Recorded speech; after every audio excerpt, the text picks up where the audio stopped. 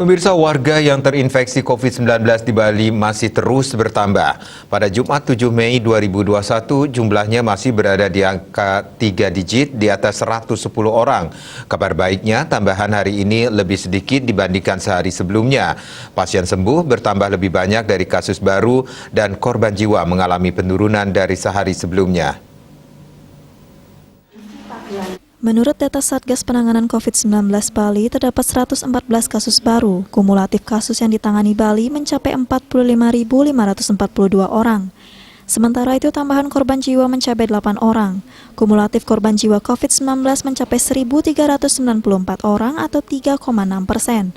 Rinciannya 1.389 warga negara Indonesia dan 5 warga negara asing. Pasien sembuh bertambah mencapai 168 orang.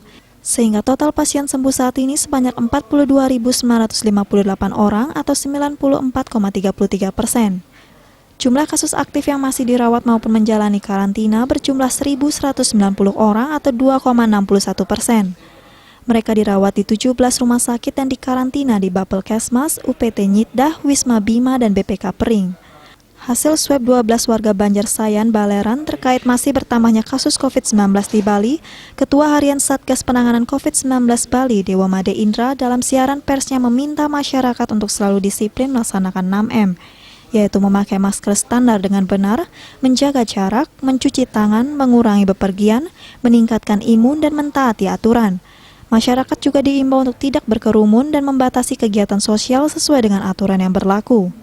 Diah Dewi, Bali Pos melaporkan.